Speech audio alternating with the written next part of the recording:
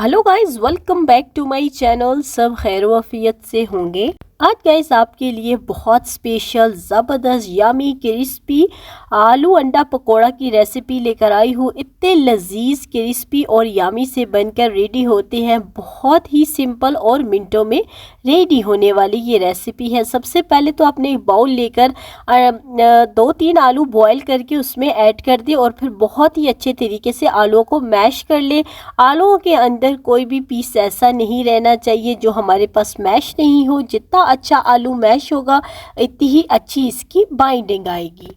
अब कुछ spices add करते हैं, जिसमें 1 टीस्पून नमक, 1 टीस्पून धनिया पाउडर, 1 टीस्पून सूख मिर्च का पाउडर, 1 टीस्पून कुटी लाल मिर्च और हमारे पास जाएगा जी इसके अंदर 1 टीस्पून काली मिर्च का पाउडर, चॉप की हुई हरी मिर्चें और हरा धनिया।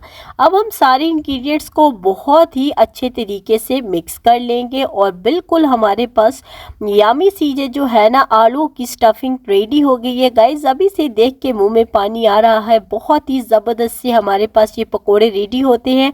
सो अब मैंने 5 आलू अंडे लिए हैं। आप अपनी क्वांटिटी के हिसाब से ले। बड़ी फैमिली है तो आप ज़्यादा भी ले सकते हैं और इनको मिड में से कट कर लेना है अच्छे से बॉईल करके। अब आपने जो आलूओं का मसाला बनाया है ना, आप देखिए इस तरह से आपने लेकर इसको थोड़ा सा जो है वो चिपटा करना है। पॉइंट क्लियर करना है आपने, बिल्कुल इसको राउंड नहीं रखना है, थोड़ा सा इसको चिपटा करना है।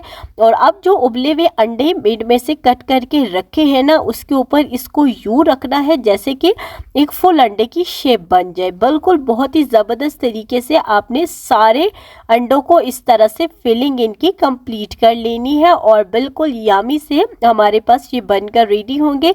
बस आपने सारे स्टेप्स को फॉलो करना है और बिल्कुल एंड तक वीडियो को मस्त देखना है।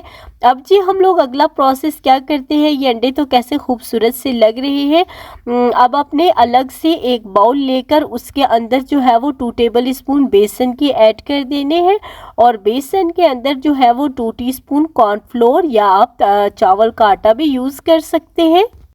1/2 टीस्पून सूख मिर्च का पाउडर, 1/2 टीस्पून इसमें जाएगा जी बेकिंग पाउडर और साथ में कुटी लाल मिर्च और नमक और साथ में जर्दा कलर 1/4 टीस्पून, बिल्कुल चम्मच का चौथा हिस्सा। पहले इसको ड्राई मिक्स करना है ताकि बेकिंग पाउडर इसमें बहुत अच्छे से घुल जाए।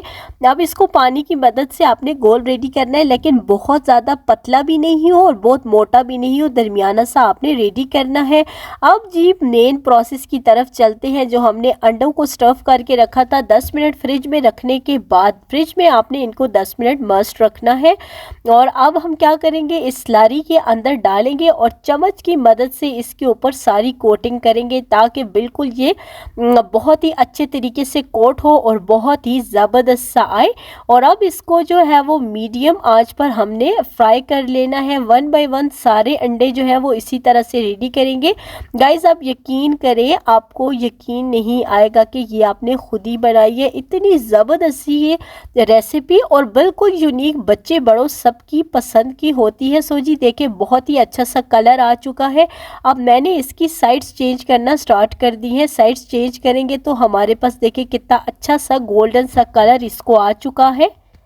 जैसे ही हमारे पास दोनों साइडें इसकी बिल्कुल अच्छे से जो है वो फ्राई हो जाए तो फिर हम लोगों ने क्या करना है, इसको निकाल लेना है। गाइस आप ज़रा कलर चेक करें, लुक चेक करें कैसी खूबसूरत सी आई है और बिल्कुल क्रिस्पी एंड क्रंची जो है ये हमारे पास आलू अंडा पकोड़ा बनकर रेडी होते हैं। जितनी अच्छी लुक है इतना ही अच्छा टेस्ट है।